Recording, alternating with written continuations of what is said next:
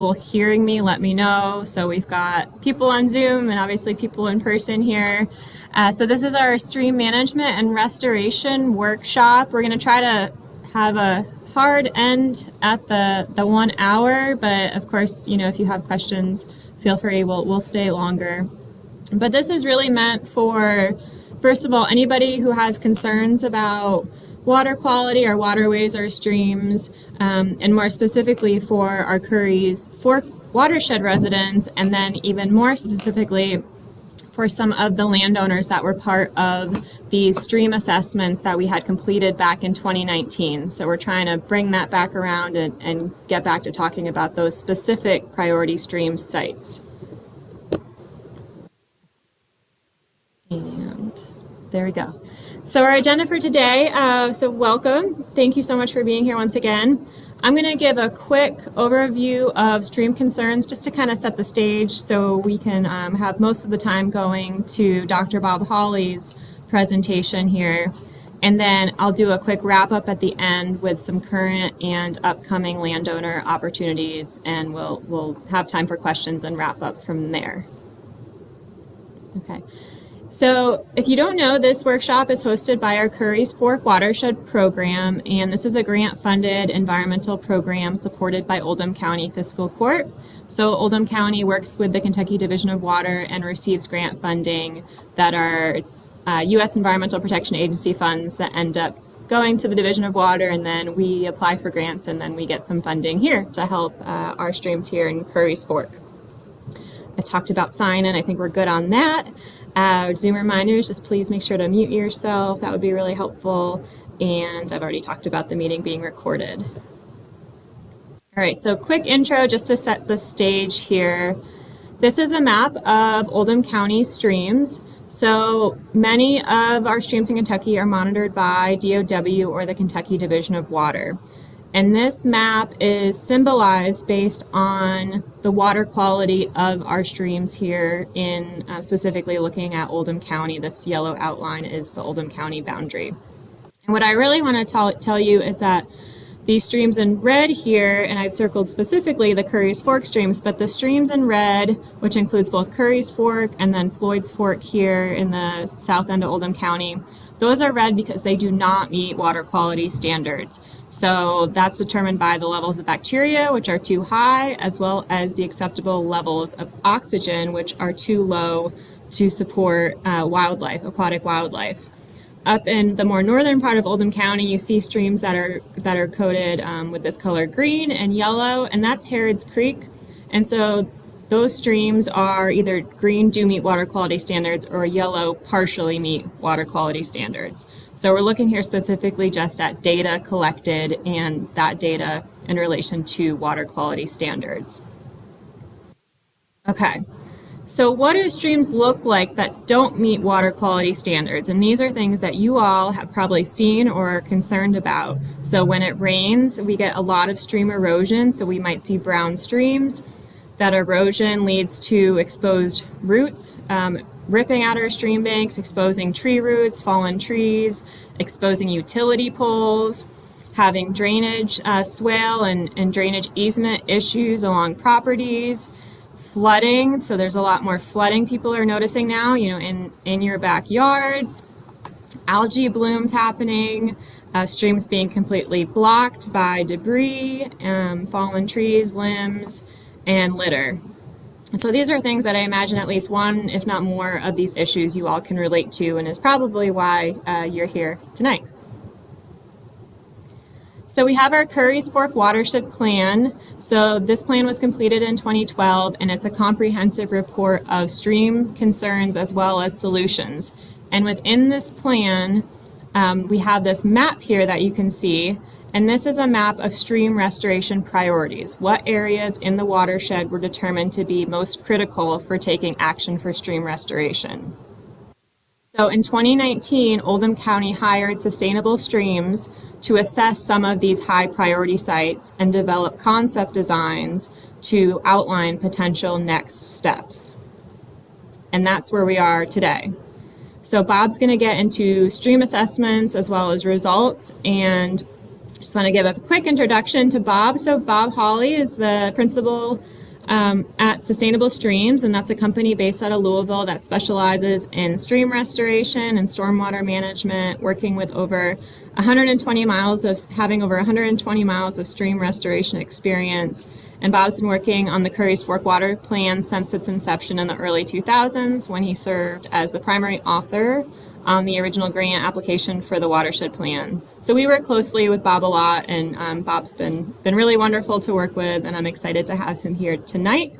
So with that, I'm going to stop sharing my screen, and I'm going to hand it over to you, Bob, and I think you should be all set to share your screen.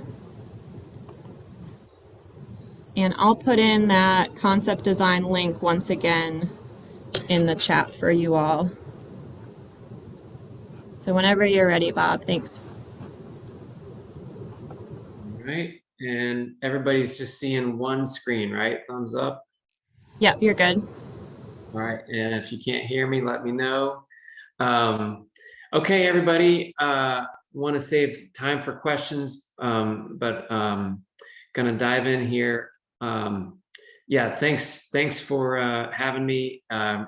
Love working with Oldham County, and I appreciate very much the technology folks making this possible. I have to get straight to a son's soccer game right after this ends, so and I could not make it if I was coming from the Grange. So thank you all for accommodating this remote presentation. So just to kind of set the stage, stream restoration is a big kind of umbrella term that can mean a lot of different things, but basically it kind of encapsulates any activity aiming to improve the environmental health, habitat, et cetera, of a stream.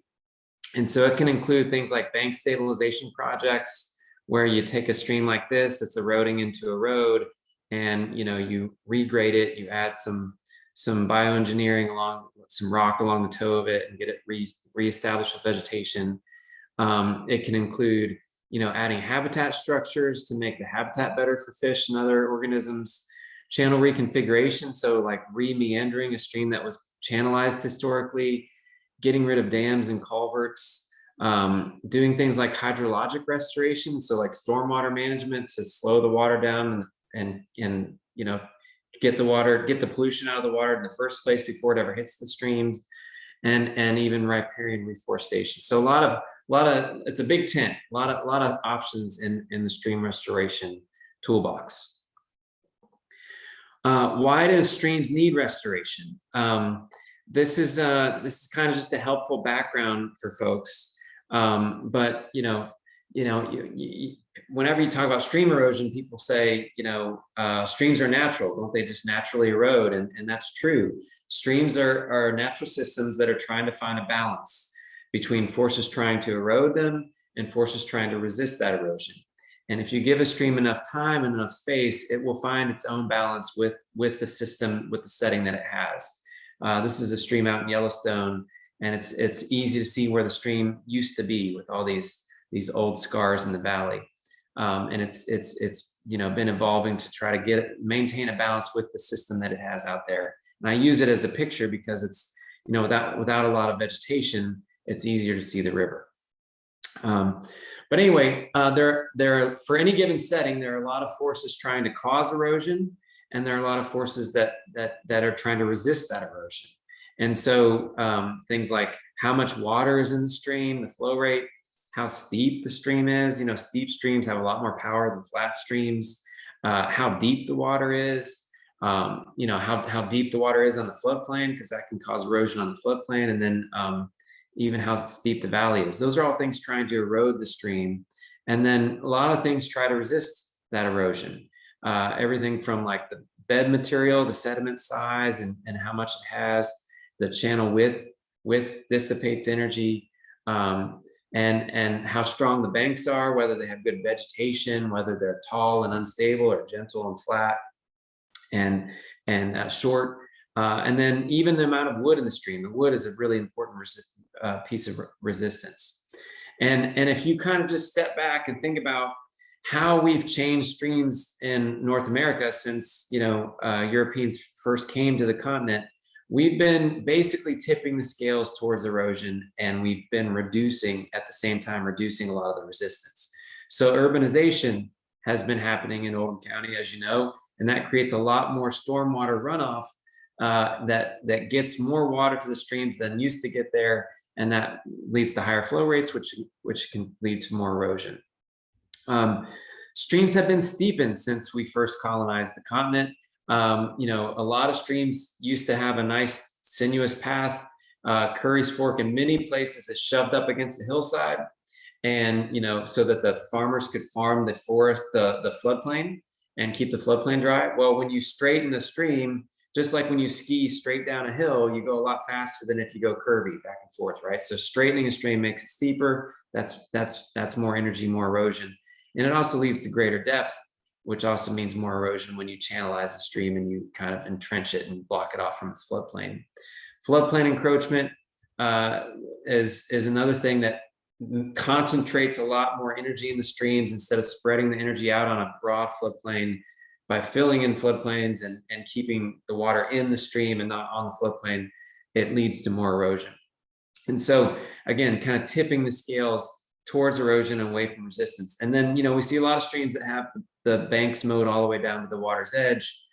Grass that's only, you know, an inch or two tall only has roots about an inch or two deep, compared to trees and you know, native shrubs that have much better root systems that are able to resist erosion. So we've been doing a lot to tip the scales, and that's one of the reasons we see a lot of erosion. Just as an example, let's take historic deforestation as an example. So, and I'm just going to borrow from Disney's cartoon.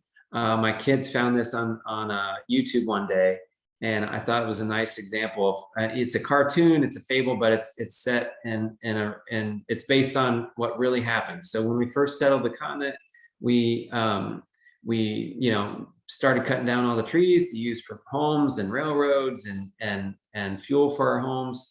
And you know, our lumberjacks were heroes, and we used the rivers to get the logs from the forested headwaters down to the cities down in the valleys. And so we loaded those logs into the rivers, and our rivers used to be really, you know, torturous, meandering in these open valleys. And there were a lot of log jams and a lot of beaver dams and things like that, things to slow the water down and reduce the energy. And so as a part of that settlement, we ended up straightening a lot of streams.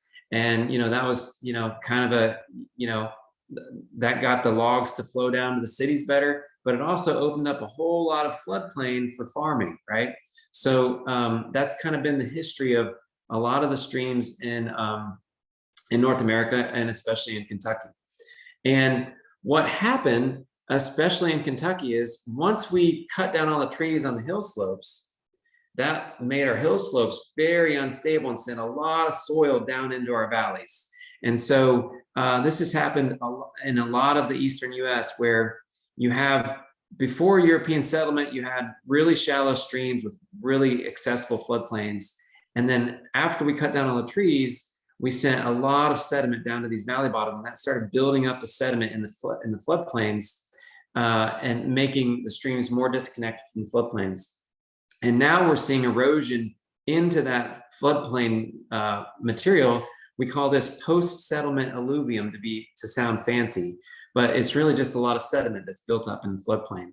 And that has made our banks unstable, our streams less connected to their floodplains, and our streams more unstable and more erosive. But we see this in even our archaeological investigations. It often takes, you know, 5, 7, even 10 feet to get to the historic soils where you're finding actual like historic artifacts, versus, you know, the top 5 feet or so tend to be just topsoil that came off the hill slopes from the deforestation. And so that's what we have in a lot of Oldham County streams. So you know, before European settlement, again, nice stream. We might have had shallow bedrock, but we had a lot of cobbles and gravels on the bedrock, kind of covering the bedrock up, and then a nice accessible floodplain. And then again, all that sediment off the hill slope built the floodplain up and disconnected our stream, trapping all that energy in the stream and making it much more powerful. And that has led to widening and bank failure and a lot of instability. And it has also scoured away a lot of that bed material that used to be covering up that the bedrock. So all those nice habitat particles like the cobbles and gravels have been, a lot of them have been washed downstream. And now in some sections of Curry's Fork, you even see, we call it stage 4, where you start to see aggregation of sediment because the stream is starting to get so wide that it can't always move all the sediment and basically dirt that's coming off the floodplain from the bank erosion.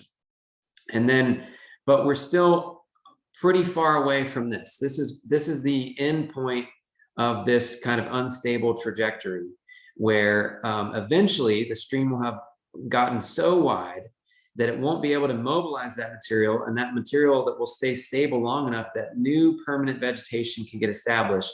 We call these vegetated benches, and cobbles and gravels can be stable again above the bedrock. And the stream will have kind of a new floodplain that's kind of reconnected and better connected than the existing floodplain.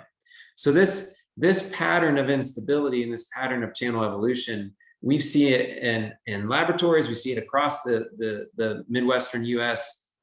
and Eastern U.S. And South, even in the Piedmont and North Carolina, South Carolina, Georgia.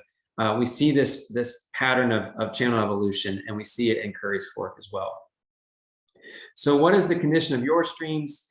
As Becca said, the streams that we looked at were identified as kind of priority areas in the Curry's Fork Watershed Plan that was prepared by Strand Associates many years ago. And we took a look at these specific areas. And so these numbers, BMP 30, BMP 18, they came from this watershed plan.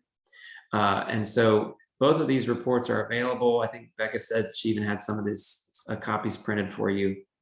But here's a map of those areas.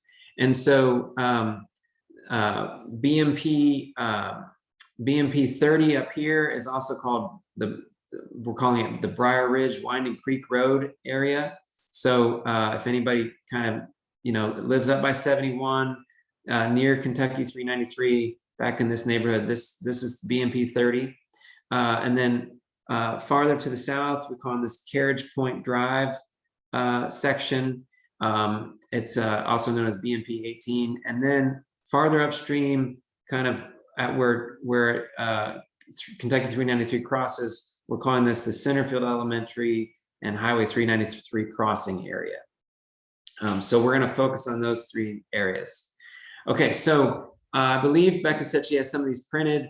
This is kind of an assessment of and it's too busy to read. I don't expect you to read all of this, but basically, I walked this section of stream along Briar Ridge, Winding Creek Road, and some of the problems that we see is like, there's some buildings that get pretty close to the stream. The stream is eroding, so this building could be at risk, right? Here's another building that looks like it could be at risk from erosion, but also could be at risk for flooding, and lots of bank erosion we see, and lots of silty water.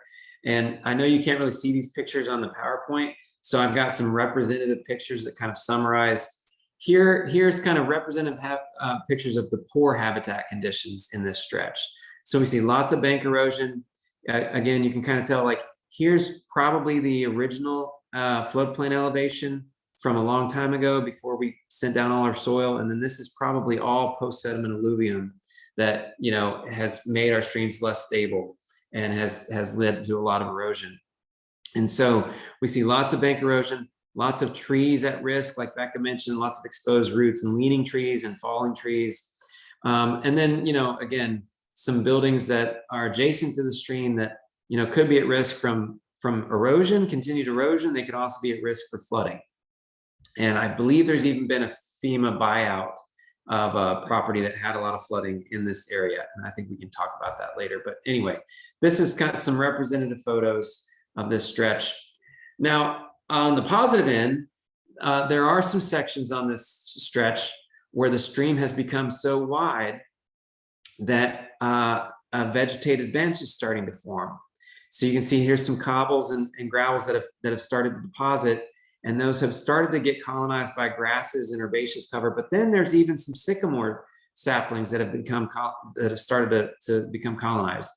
And if these sycamore trees can stay stable long enough, that will ultimately lead to this section being a recovered section where there's a nice vegetated bench. The banks on this side are nice and gentle. They're nice and forested. And then the stream bed is made up, instead of gravel, instead of bedrock and silt, it's made up of cobbles and gravels, which are much better habitat. So again, some good sections of stream. And this is ultimately, if Curry's Fork is sort of left to do to its own, if it's left alone, it will end up looking like this. It'll just eat up a lot of land in the process, right? It'll get really wide, and then it'll sort of turn into this over time in the sections that look like this, right? They'll end up turning into this, but it'll erode a lot of this material before it ends up looking like this. Okay, moving over to the Carriage Point Drive reach on BMP 18. Again, lots of silty water and some more bank erosion. The good news about this stretch of stream is there's the structures, the houses are pretty far off the stream, so they don't seem to be as at risk as some of those other structures on the BMP 30 stream. But here's some representative pictures. Again, a silty stream bed on shallow bedrock, lots of bank erosion. Bank erosion risks the trees. You see exposed roots and leaning trees. But you do see some beginnings of vegetated benches in some of these areas. And here's a better picture of that. So here's some areas where there's more of a cobble gravel bed, low, gentle banks with nice trees established at the toe, and vegetated benches starting to get established kind of at the toe of the bank. So again, some better stretches of habitat compared to the poorer sections of habitat. And if these sections are left alone, they'll eventually eat up a lot more of this material over here, a lot more of this land, a lot more of these trees, and then eventually start to look something like this. Okay, moving over to the Centerfield Elementary Highway 393 crossing. It's a little different. There's a bedrock cliff. That's what all these contour lines show over here, kind of on the bank opposite the school. So there's a bedrock cliff that's nice and pretty, and there are some sections that look pretty nice. And there's limited sections of erosion. There's like an eroded spot here, and there's an eroded spot here. But all in all, this stretch actually isn't too bad in terms of the poor habitat. So here's a section with kind of an eroded bank, and again, silty stream bed on shallow bedrock. Here's another section of pretty limited bank erosion.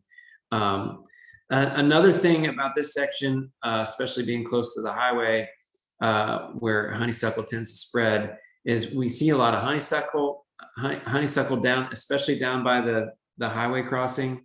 And honeysuckle, I'm sure many of you know, is an invasive bush from China that, it's the first thing that leaves out in the spring and the last thing that loses its leaves in the fall. And its leaves are really dense. And so it shades out all the native vegetation, and the roots aren't even very good at resisting erosion.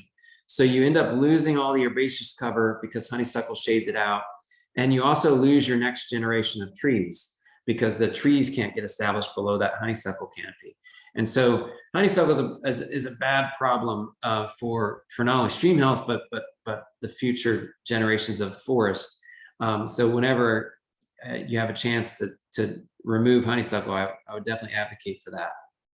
But all in all, I said this section is actually much better off than the other two sections. Here's some nice big trees that are established at the toe of the bank, very gentle banks, cobble stream bed, gravel cobble stream bed, clearer water, and even some vegetated islands on this stretch where the stream had gotten so wide that it couldn't move that sediment anymore. The bars started to become more benches that were vegetated. Now we got sycamore trees growing on them. So this is a much closer down the channel evolution process towards becoming sort of stable again for this stretch. Okay, so that's kind of the assessment. Now, what are some options to help reduce erosion? So here's just an example project that kind of takes that includes a lot of things in it. So this is a tree for reference. We're gonna keep this tree, and here's a little tower for reference as well. And that's what the bank looked like before, and here's what it looks like after. So this is the same tree and the same tower. You see, we filled the bank back out at a gentle angle. We put in what's called boulder toe, and then we got vegetation established up the slope, and we also added these live stakes. And live stakes are just live cuttings of trees like willows and silky dogwoods and things like that, that you can basically cut their branches in the winter, cut them about 4-foot sections. They need to be about as thick as your pinky or thicker, and just rigid enough to be able to push them into the ground. And you do that in the winter when they're dormant, and they sprout new growth, and they end up really getting nice dense root systems that help resist erosion over the long term. And the nice thing about live stakes is, after you get some established, you can then, in a couple years, start harvesting new live stakes from the live stakes you've already established. So they can kind of become, you do a little bit one year, give it a couple years to get established, then you can cut trimmings from those that are already established and go do another bank in future years. And it can kind of sort of start paying for itself that way. Okay, so anyway, that was a kind of a couple options there on one project. But in general, the stream restoration options range in basically the amount of erosion they're going to reduce, and also how much they're going to cost. And so here's some different options, and we got 2 axes. So this is going up on the vertical axis. This is increasing risk of future erosion. So basically, these projects up here are more of a lighter touch, and they're not really guaranteeing that you're going to have no erosion in the future. Whereas on the lower portion of the graph, it's more likely to have less erosion in the future, because you're taking a more aggressive approach with large equipment and regrading banks and things like that.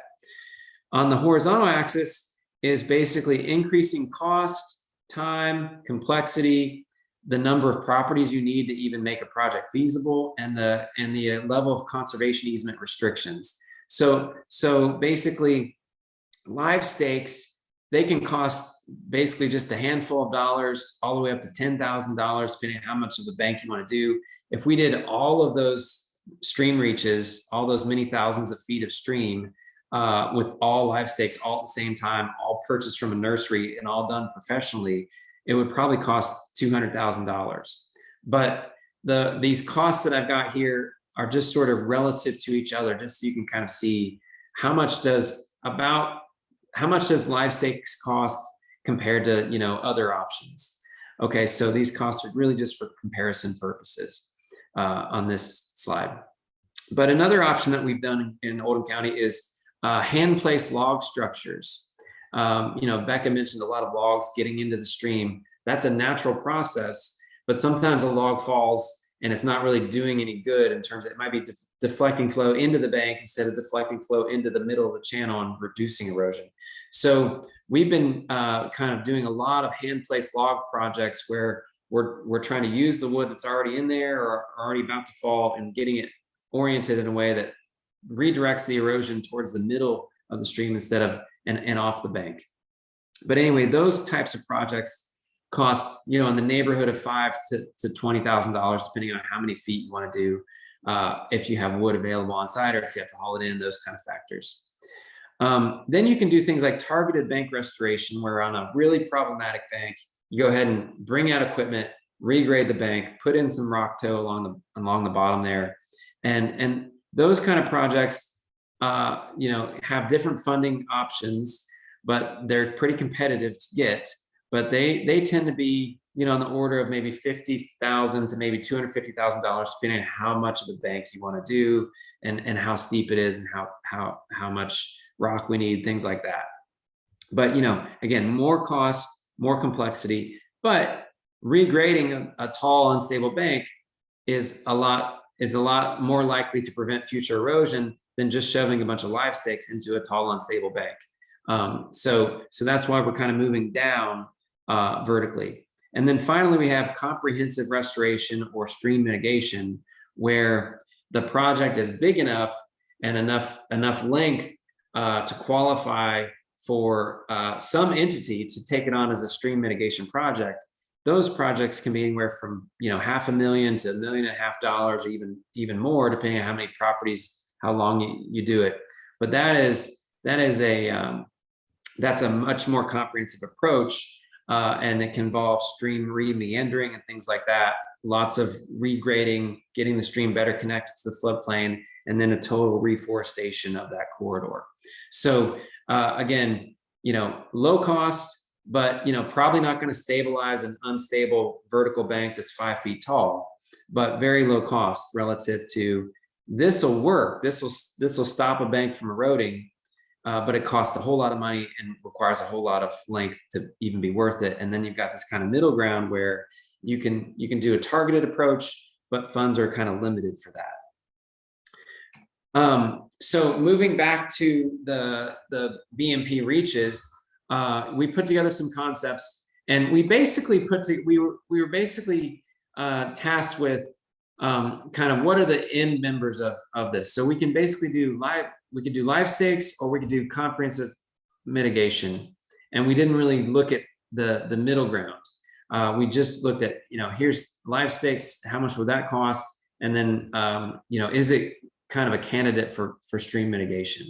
And on this one, it's enough of a stream length that if enough of the property owners got on board with what's required for stream mitigation, and then there was an entity to do the stream mitigation project, it could be a good stream mitigation project candidate, because there's a lot of habitat that can be fixed.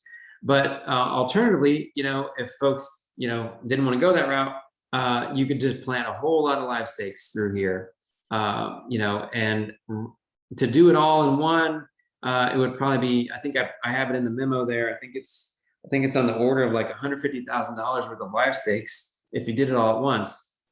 But you can also kind of start small, and then just do one property, for example, and then let those live stakes get established, and then cut your own live stakes the next 3 years later, and then go do another property, instead of having to continuously buy them from a nursery, for example. So that's kind of the BMP 30. Moving over to BMP 18, it's the same story. It's got a lot of bad erosion, and it's got enough of a length that it could be a candidate for stream mitigation if enough of the property owners were on board with that, and there was an entity willing to take it on as a project. But you can also you could fit over close to 6,000 live stakes in this about 2,000 feet of stream. And again, to do it all at once, that would cost something like $60,000 to do it all at once with professionals, buying them all from a nursery. But I really wouldn't recommend that. I'd recommend starting small and then just kind of harvesting your own live stakes and kind of spreading them in future years. Moving over to the school, on the assessment, if you'll remember, we only had a few bad banks on this section.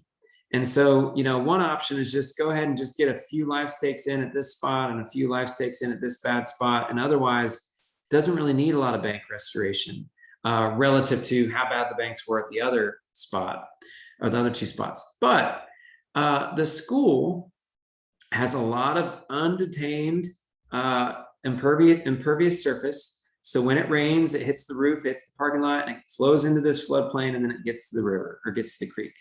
And there's not any detention that other than just kind of soaks into the floodplain. And so what we realized is that this could be a really good opportunity for a floodplain restoration project. Now we're zooming in on the school here, where you go ahead and dig a hole in this floodplain and capture that runoff from the parking lot and get it captured into a wetland that has some meandering streams and more wetlands. So we call these stream wetland complexes, and that would basically help not only benefit this stretch, but it would benefit the entire network downstream of this property, because we're taking water that's currently just running straight off into the system, and we're slowing it way down, and we're taking all the surface pollutants out of it, all the salts and things that come off the parking lot, getting that all filtered out before it ever makes its way back into Curry's Fork. And so we developed a concept for that. I believe that was in the I think that was in the $165,000 range. Basically build as big a hole as possible to treat as much of this water as possible and get a wetland installed. And here's an example of a stream wetland complex that we did along a highway up in Boone County. So this is what the project looked like before. It was just a swale, and so we excavated it out, and we got established with native vegetation. So this is what it looked like in the winter, the first winter after construction. Here's what it looks like the first summer after construction, and getting natives established in there. But it just looks kind of wild and woolly. And we've been able with this project only cost, I think, $45,000 to construct. And we were able to basically take all the runoff from this large interchange, and that was previously undetained. And we're able to take the 100-year rain event and release it at a trickle through this stream wetland complex. And so not even the 100-year rain event is causing erosion downstream of here anymore. Whereas before it was all just running straight off, contributing to a lot of erosion downstream.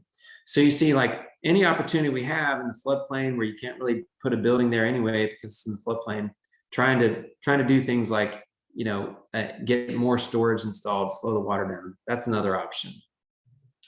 Okay, moving back to kind of the more traditional stream restoration projects. Here's some example projects we did in Curry's Fork in Oldham County. So this is along Moody Lane. Here's a picture of the before. So an eroding bank. This was a high priority from the Watershed plan. Here's what it looks like during construction. So you see we're getting the stream back away from the road, nice gentle slope, some rock protection at the bottom there, and then we're going to get it revegetated. Again, undercut bank. This is about 3 or 4 foot tall bank, vertical, undercutting these trees. Here's what it looks like right after construction. Nice gentle banks. And then, another example, this one's about a 5 foot tall bank. And this is what it looked like after the project. And then over on Ballard Court, we had a much taller bank that had some tires that were trying to protect it. Those were failing. And so we restored that bank with some bioengineered rock tow. We're able to preserve several of the trees in that bank. And, that's what that looks like afterwards. This was a stormwater outfall that was kind of failing. And so we got that fixed up. But those are some examples of more of the kind of targeted bank restoration projects that we've been able to fund with 319 projects funding in the past. These projects were probably on the order of about $7,500,000, something like that. So not getting a whole lot of length done, but kind of getting what we can done with the grant funding that we had available. That's a nice picture of, you see a nice cobble bed, nice gentle slopes, and then some boulder tow along this property so that we don't end up eroding back into this soil after the project's done. And then another example of the hand-placed log structure approach. Here's this tends to work really well on smaller streams. It might not be the best solution for these BMPs because they're such big sections of stream. But you see an undercut bank with exposed roots.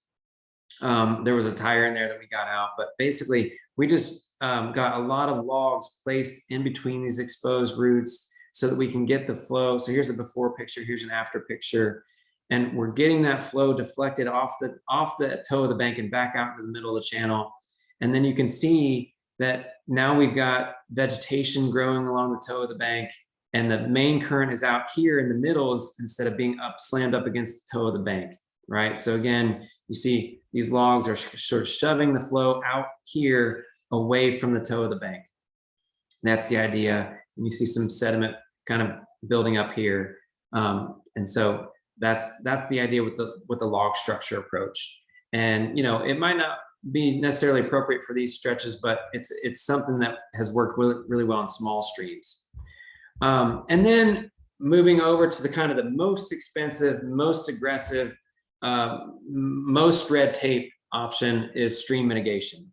And these are activities that are conducted to offset the ecological losses that occur in streams due to regulated impacts such as road construction, new development, and other impacts. And so you take the money from those impacts and you use them to fund mitigation projects, where you take a stream like this is what it looked like before, here's what it looks like after the mitigation project.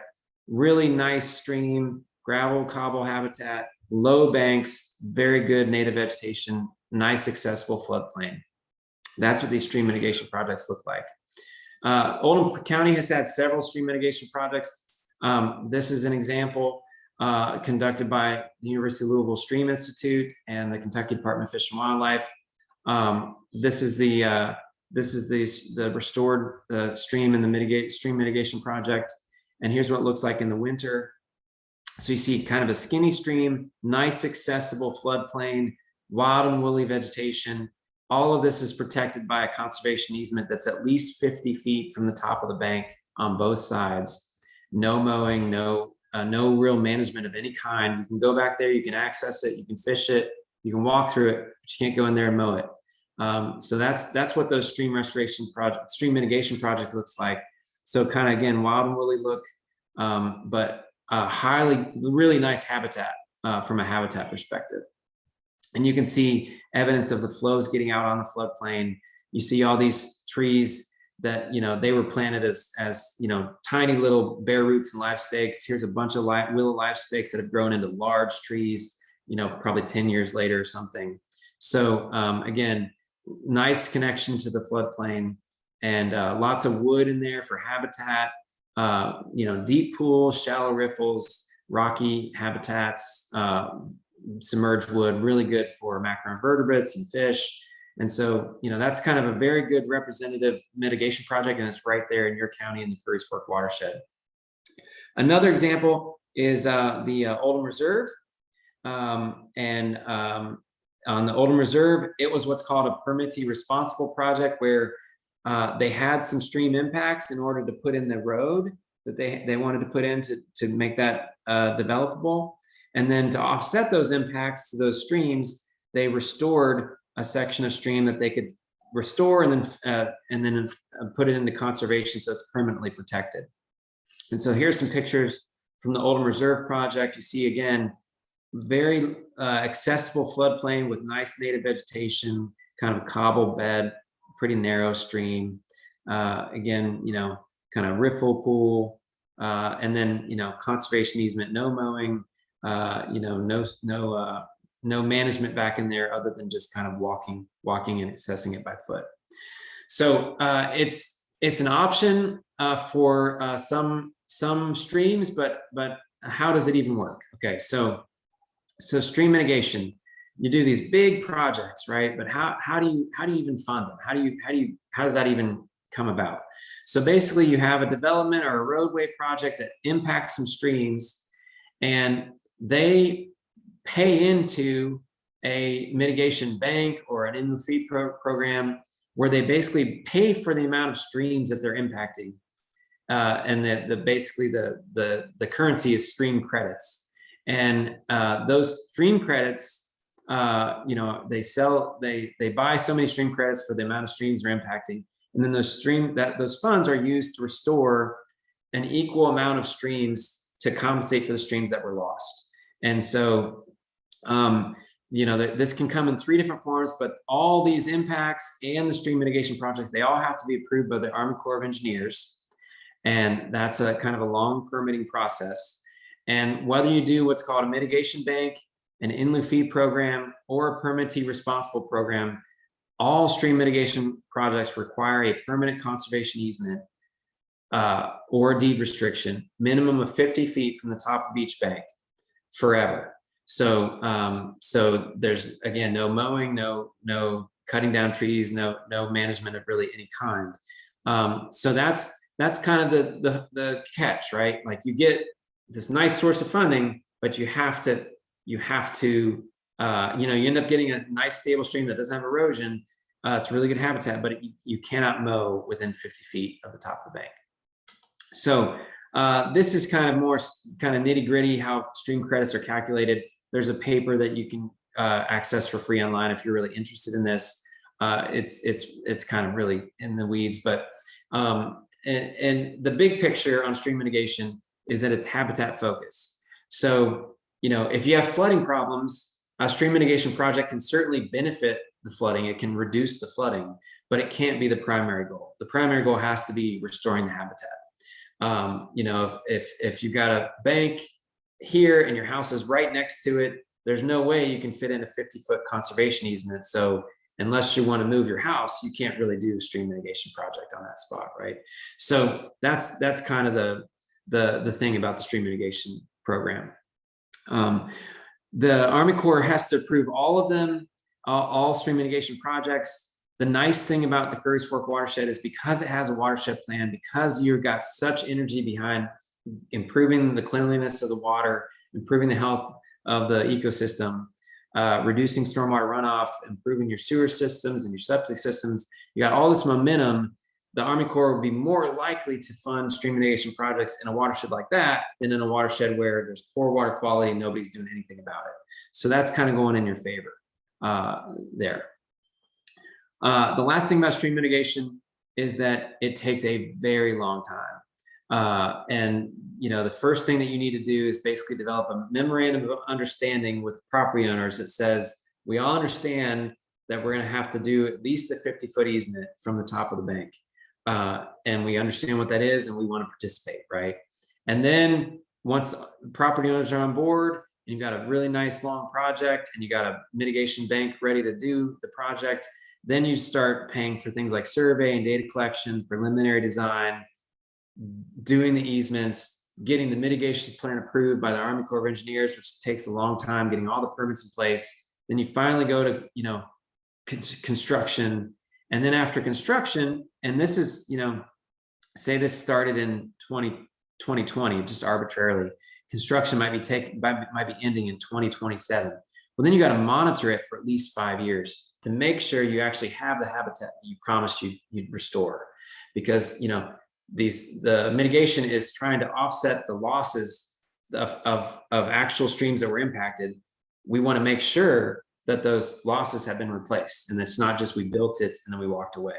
So monitor it for at least 5 years. If it's a wetland project, you monitor it for at least 10 years. And then you have what's called long-term management to make sure that nobody's breaking the conservation easement or mowing. If things get mowed, if trees get cut down, they get replaced. You know, all those sorts of things are in place for long-term management. So that's kind of the in the weeds of the mitigation approach. With that, I know I've talked a lot, so I'll hand it back over to Becca. But thank you for your patience, and I'm happy to stick around for questions. Thank you, Bob. That was wonderful. I think we want to take questions now and talk maybe a little bit more about your concerns. So I'll start with in person, and we have. Sure, we're gonna get the microphone so you all can hear on Zoom questions. Does anyone have any questions or initial thoughts? I have a question. Is this working? No. Try again. Yeah. Try it again. Is it working now? No. I can hear her just through your mic, Becca. Oh, okay. Okay. Jay, how do I turn this on? There's a button on the bottom. I think they can hear you. Oh, there you go. Hi, Dr. Holly. Most of these, what you talked about, the Oldham Reserve and all of the areas are in my district. So my name is Stephanie Hawkins. And we talked about the 50-foot conservation easement as being ideal for building up to that. If you're not concerned with conservation, what would the minimum amount of feet a builder should build next to a stream like this be? If we don't have a conservation easement program in place? Yeah, great question. So a lot of communities like Oldham County have basically minimum setbacks for construction or disturbance of any kind, just to kind of protect not only to protect the stream, but also, to give the stream space to move around and not be ending up eroding into streets and buildings and things like that. So it's like a win-win. You're giving the stream space to convey floodwater and kind of protect its habitat, but you're also not setting yourself up for future problems with erosion that takes out houses and buildings, and it gets really expensive to address. So I think the minimum that I've seen is a 25-foot buffer. But like a peer community that I work in a lot is Northern Kentucky, and SD1. I believe they do a 50-foot minimum for a lot of their streams, but not all of them. I think 25 is the minimum, but it's 50 for things like special streams, or I don't know, different reasons. 50 would definitely be preferred, but I think 25 is kind of the minimum I've seen. Okay, thank you. And then you also talked about Army Corps of Engineer possibly approving funding. Would that be something that you could be involved with as well? Yeah, so basically a stream mitigation project, like the more expensive, more comprehensive approach, that would be a long journey, and you would definitely need someone like me. You don't necessarily have to use me. There are a lot of people who do this, but you would need someone who knows how to design stream mitigation projects, right? And you'd also have to have a good relationship with the Corps and kind of keep them updated and get them all on board.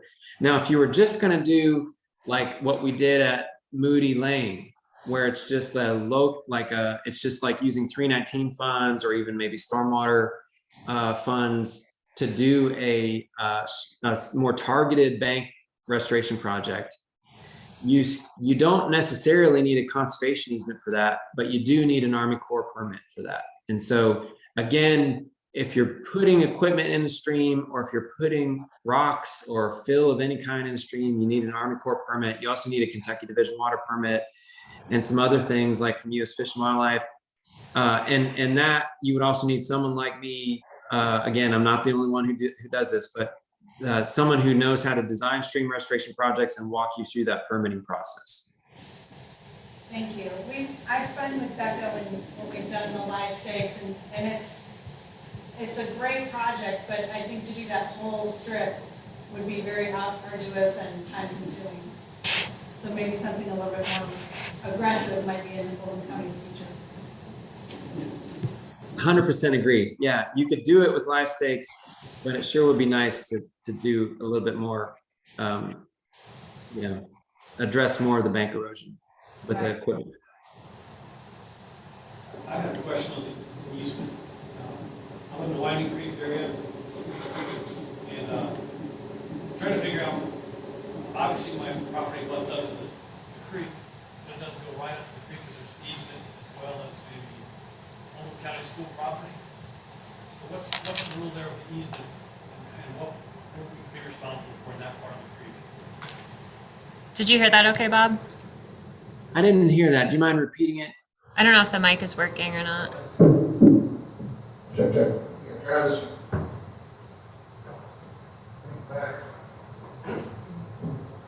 Thanks. So if I heard you correctly, you were asking about working in an easement, is that correct? Yeah, my property comes up with something. I think Oldham County School District actually bought some land, and then it goes to an easement on each side of the creek. So what we've done for that will flood all the time from there. Yeah, so I'm Jim Sullivan, Oldham County Engineer, working with Becca daily. We would walk through the process, for whatever work you might have to do in the stream. First, you do have to, before that work, since it's in the easement, we'll go through the permitting process, Just to put a live stake to it, for example. Oh, for 5, 6, No. We work on that. And then what about if you're doing something that's some kind of easement for live stakes, for example? Like right now, the creek back behind my house is flooded, it's coming up. But it proceeds tomorrow, it just scours the earth, makes everything. How do you mitigate that? Well, and that's something, Dr. Hawley, that's something you address as a professional in that specialized area of repair or restoration. And I'm not sure if the Zoom audience can hear very well. So the question is about doing something in the easement along your house, is that correct? Right. It's not my creek, right? My property comes up to, close to it, Okay, and then you got the, it's not my creek, so how do you? okay. So the property, this gentleman's property comes close to, it butts an easement, and the stream is technically in the easement, but his property is flooding, so he's trying to ask about solutions that he can do even though he doesn't own technically the property that the stream is on. And Jim, are you saying the easement is owned by the school, or we don't know? I don't know, we have to look at it, but if it's an easement, it could be on the property, but it's encumbered by the easement, and so therefore there's restrictions. In addition, because it's a one street, all the work here is the additional water that would be involved in the process. Also, now, if it's just doing a will place, that's not a big deal. But if you get into any type of land restrictions, that's what we need to be involved in additional water, potentially consulting someone like Dr. Hall or another professional for effective measures to address that.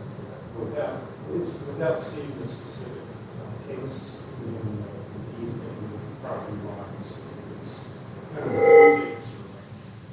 Yeah, and I'll repeat this for Zoom too, because sorry if it's a little harder to hear.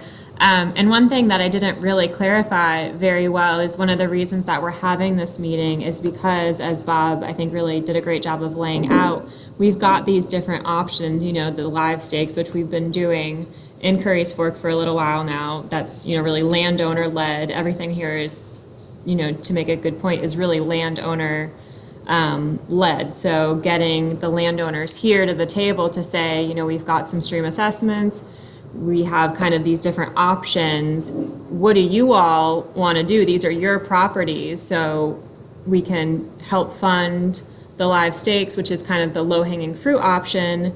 We can also look at some of the more complicated options in mitigation, just knowing that that is a very long road and we don't know, we have to get enough landowners on board for that, and we can keep having those conversations, and that's something that we have grant funding right now to kind of explore these different options, where if we do get the landowners on board for these stretches that Bob was talking about, we can kind of maybe see if there are mitigation options on that larger scale. But kind of one of these first steps moving forward now is the landowner interest. And so from there, yeah, if you want to do live stakes, like that's something that we can definitely help you with. If it sounds like for your property, it might just be figuring out the property boundary and who owns the easement, or if you have access to the easement, and we can figure that out as well. And then for some more of the kind of, oh, thanks Bob for bringing that up. So like the targeted bank erosion, if your property, you know, you want to go and do something like this on your property, it's obviously cost prohibitive, but there are, you know, there are permits and different things involved there. Do you feel like your question was answered? Okay. When can we do live stakes again? So for the live stakes, I've got some coming in. As Bob said, it's better to do those in the dormant season, but we do have some coming in, and I had a request for a giveaway. If anybody either here or on Zoom wants live stakes and didn't get that notification of the giveaway request, just contact me and I'll follow up after this as well. But I ordered a bunch, so I'll at least be able to get people some, and we're kind of starting to build up more and more live stakes. And that is a great option. It's quick, it's cheaper, anybody can do it. But as you know, this image here shows, it's not the best option, especially on some of these really rough stream banks. And I know, Bob, when is your hard cutoff here? Because I want to make sure you get to your kid's soccer game. That's okay. We can keep taking questions.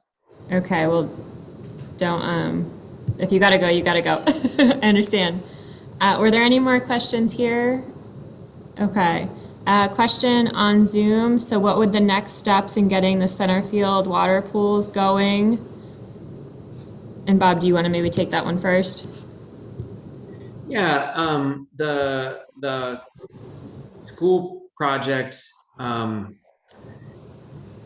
next step would really just be finding funding for it. I guess the next step would be make sure the school wants to do it, right? And then if funding was available, you can basically make that wetland as big as the funding allows.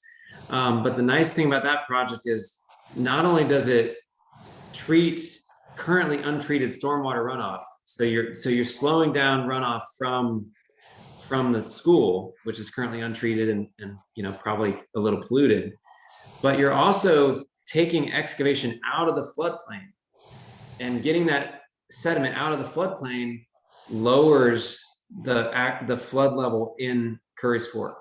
And so, basically, if you remember the beginning of the presentation, I said, our floodplains are kind of full of post-sediment alluvium. And so by taking that soil out of the floodplain, you give the water more space to go. And so like a homeowner that has some flooding problems, is benefited by excavation from the floodplain, right?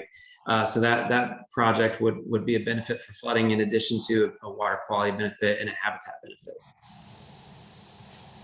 Yeah. And again, just like reiterating, it really is just getting the property owners on board. I don't know if anyone is here from the school. I did invite people, and I've been in talks with people from the school, but a lot of that is part of, what I do as my job with Watershed Coordinator, is connecting to the landowners and kind of gauging interest and trying to make these options accessible, and then hopefully moving forward with some of these solutions. But we could definitely, use help and with the landowners. You live in these neighborhoods that I don't, and you might know your neighbors. So if I can help anybody have conversations or facilitate that, that's what I'm here to do. And any more questions on Zoom here? All right. Rebecca, say we wanted to do something a little bit more aggressive than live stakes, you want to go there? Sure. If we wanted to do something a little bit more aggressive than live stakes, but maybe not the one that's estimated at $500,000, where would we find hand-placed logs, or what is a good in between that is going to work kind of quickly? Yeah, and that's kind of a good segue into this last part here of the presentation. So let me, I'm going to stop Bob's screen and I'll share mine real quick here. Bring this up. So I wanted to just spend like 1 minute talking about, current and upcoming landowner opportunities. And I already got to this a little bit. We've been talking about the live stakes, but a few kind of general and more specific options here. So one would be to get a site visit. So contact myself, and either myself or I can connect, as Jim Stillman, the county engineer, is here. And he was saying, the county engineer and his staff, they can go out and they can look at sites. So if you've got a concern, there's people that can at least get to your property and take a look and help you kind of navigate some options. And then from there, we do have funding for both riparian or, or stream buffer planting. So with that, we've specifically been focused on the live stakes just because of the ease of it, reaching a lot of people. It's a really doable option. So we started this back in 2020, and we're kind of just continuing to roll with it year after year. So having giveaways, having volunteer planting. So we've got a giveaway going right now. We'll probably have more volunteer plantings in the future. So getting people just directly live stakes that you can go plant on your property, or if you need help planting on your property, getting volunteers to your property to help. And we've done that before. So there's definitely options there. This third, number 3 here, which I'm really excited about, is we do have a great deal. I say great deal. We have a decent amount of funding right now that's really set for improving our streams, specifically, work at the streams. And so we're developing a cost share program right now that we're going to launch early May, and that's going to be this cost share program. So Stephanie, kind of to your point, figuring out what direction do we go with. So this cost share program is meant to kind of address that for landowners. So we're going to have an application period where people who are interested can apply, and then I'll kind of meet with them one-on-one and determine, is it something that live stakes makes sense, or do we need to hire a contractor? And then from there, bring those applications to a contractor. We'll get a contractor and get somebody to your property to assess it and determine, you know, can we do live stakes, can we do logs, or some of the less expensive options, and then actually hiring the contractor. So we haven't worked out all the details of that, but that's definitely something I wanted to make sure everybody knew about, trying to hit a little more than just the live stakes giveaways. Maybe we can do, you know, a little bit more complicated of an option by hiring contractors and getting them to your site. Back to Bob mentioning honeysuckle, you know, you might want to plant trees and plant these live stakes, but if you've got honeysuckle everywhere, that's a big thing for a landowner to take on. So maybe we can hire somebody to help address that and clear out your site before you go plant. And then there are other federal and local programs with the Cooperative Extension Service and the Natural Resources Conservation Service as well. So we definitely want to make sure we make sure people have knowledge of all their options and provide that, connect you to another organization that might make more sense than what we're doing as well. And I will point out that the funding is only for Curry's Fork Watershed residents, so I know a lot of this information is applicable to everybody, but our funding is just going to be specific to Curry's Fork based on our grants. Okay. And a last call for any questions while we got Bob on. Okay, and we'll keep having these conversations. I think this is really great to kind of like get back in the world and start talking about this, but this is definitely going to be an ongoing conversation. So I'll be here if we can talk more if anybody has any questions, but thank you. I'll end the Zoom here in a second. So thank you so much, Bob, for your time, and everybody else that attended. And I'll send a follow-up and we'll keep chatting. Thank you. so much. Bye. Thank you.